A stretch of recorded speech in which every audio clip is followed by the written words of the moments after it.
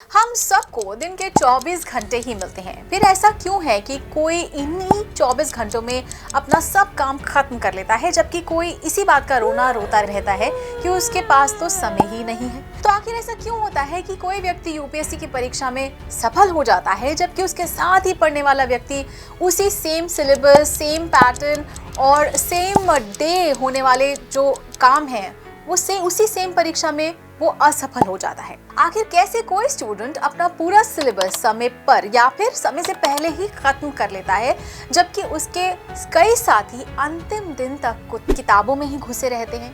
तो इन सभी सवालों का जवाब टाइम मैनेजमेंट में छुपा हुआ है। एक ऐसी कला जिसमें यदि आपने महारत हासिल कर ली तो दुनिया का कोई भी लक्ष्य आपकी पहुंच से दूर नहीं रहता। तो आज के वीडियो में हम यही जानेंगे कि आखिर यूपीएससी के लिए टाइम को कैसे मैनेज किया जाए। नमस्कार, स्वागत है आपका प्रभात एग्जाम के यूट्यूब चैनल पर। ये एक ऐसा प्लेटफॉर्म है जहां आपको मिलती हैं सभी कम्पिटिटिव एग्जाम से जुड़ी महत्वपूर्ण जानकारियां जो आपको किसी भी एग्जाम में सफल होने में काफी मदद कर सकती हैं। अगर आप हमारे यूट्यूब चैनल पर पहली बार आए हैं तो हमें लाइक और सब्सक्राइब जरूर कर लें और हमारे लेटेस्ट वीडियोज और अपडेट सबसे पहले आप तक पहुंचे इसके लिए बेल आइकॉन को प्रेस करना ना भूलें। तो अपने समय का इस प्रकार से प्रबंधन करना कि आपके महत्वपूर्ण काम उसी समय अंतराल में पूरे हो जाएं और आपका समय फालतू कार्यों में बर्बाद ना हो, इसे ही टाइम मैनेजमेंट कहा जाता है। अब समय के साथ मजेदार बात यह है कि आपके पास दिन में इतने सारे काम होंगे कि आपको हरदम यही लगेगा कि काश आपके पास थोड़ा सा समय और होता। लेकिन यदि हम अपने दिन भर के टास्क्स में से इम्पोर्टेंट और अनइम्पोर्टेंट को छांट लें तो टाइम को मैनेज करना काफ़ी आसान हो जाता है। So let us know the principles of time management. उसमें फर्स्ट पॉइंट ये आता है कि समय की लॉग बुक रखें। तो अपने साथ एक लॉग बुक अवश्य रखें जिसमें आप ये लिख सकें कि आपने प्रतिदिन कौन कौन से महत्वपूर्ण काम करने हैं और किन कामों में आपका समय बर्बाद हो रहा है, ये भी लिखिए। तो लॉग बुक रखने का तात्पर्य ये है कि इससे आपको ये पता चल जाएगा कि आप अपना कितना समय बर्बाद कर रहे हैं, जिससे आपको उस समय को बचाने और उस समय में कुछ महत्वपूर्ण काम करने में मदद मिलेगी।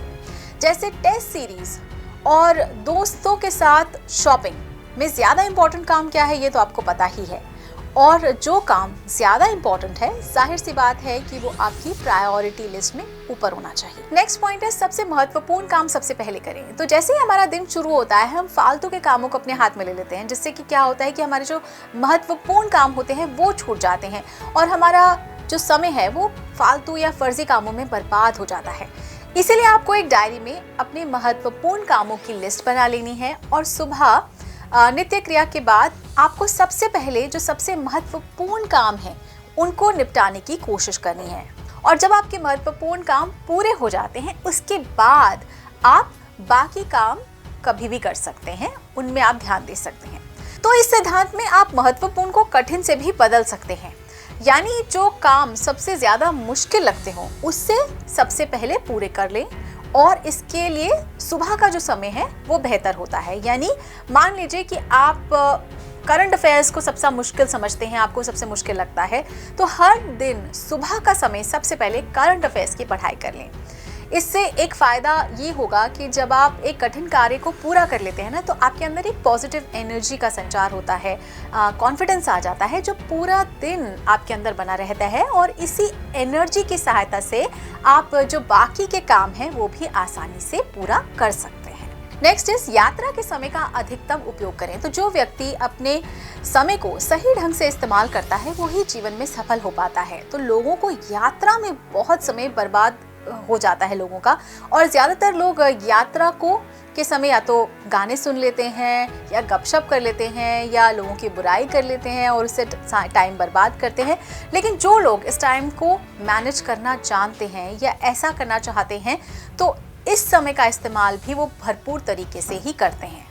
तो आपने कई वीडियोस और फोटोग्राफ्स ऐसे देखे होंगे जिसमें महिलाएं मुंबई की लोकल ट्रेन्स में भी शाम को लौटते समय सब्जियां काट रही हैं या घर का कोई दूसरा काम पूरा कर रही हैं। तो ये दरअसल टाइम मैनेजमेंट का ही एक जीता जागता उदाहरण है कि एक भी मिनट वेस्ट करने के बजाय उसे पूरा इस्तेमाल किया जाए।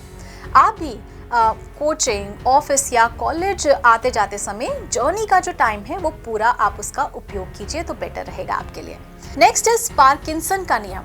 तो इस नियम के अनुसार आप जितना समय अपने काम को करने के लिए निर्धारित करेंगे ना, काम उसी अनुरूप फैल या सिकुड़ जाता है। अर्थात अगर आपको किसी एग्जाम में 100 नंबर के पेपर के लिए 3 घंटे दिए गए हैं तो आप 3 घंटे में उस एग्जाम को पूरा कर लेंगे।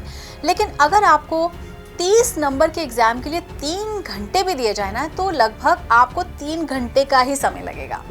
इसीलिए अगर आपको कोई महत्वपूर्ण काम करना है तो उसे तय कर लीजिए कि मुझे इस तय समय के भीतर ही इस काम को खत्म करना है। लेकिन अगर आप उस काम को ये सोच के करेंगे कि मेरे पास तो पूरा दिन पड़ा है तो मैं कभी भी खत्म कर लूँगा, तो आपका दिन खत्म हो जाएगा लेकिन आपका काम पूरे नहीं होगा। नेक्स्ट पॉइंट है सुबह जल्दी उठना सीखें। तो पहले जो ऋषि मुनि और जो लोग होते थे वो जल्दी उठकर अपने सारे काम किया करते थे, लेकिन आजकल लोगों को सोने और उठने में थोड़ा वो शेड्यूल ख़राब हो गया है, पूरा बिगड़ चुका है। ये लोग आजकल रात को देर में सोते हैं और इसलिए क्या होता है कि सुबह भी उनकी जल्दी नींद नहीं खुलती और सारा दिन आलस्य से भरे रहते हैं। इसीलिए अगर आपको अपने समय को और बेहतर तरीके से इस्तेमाल करना है तो आपको भी सुबह जल्दी उठने की आदत बनानी पड़ेगी। सुबह जल्दी उठने से आपको शुद्ध हवा और ताज़ी ऑक्सीजन मिल जाती है, जिससे आपका शरीर पूरा दिन तरोताज़ा महसूस करता है और सुबह उठने से आपको बाकी लोगों की तुलना में 4 से 5 घंटे ज़्यादा मिल जाते हैं, जिसका इस्तेमाल आप व्यायाम करने या अपने कुछ महत्वपूर्ण काम को करने के लिए आप कर सकते हैं। तो दोस्तों, ये तो हमारी टिप्स थी टाइम मैनेजमेंट को लेकर। अगर आपको हमारा ये वीडियो पसंद आया हो तो अपने फ्रेंड्स के साथ भी इसे ज़रूर शेयर कर लें, और अगर आपके पास हमारे लिए कोई सवाल या सजेशन है तो कमेंट बॉक्स में लिखकर हमें ज़रूर बता दें। तो जल्द ही आपसे फिर मुलाकात होगी एक नए टॉपिक पर, एक नए वीडियो के साथ। देखते रहिए प्रभात एग्जाम। नमस्कार।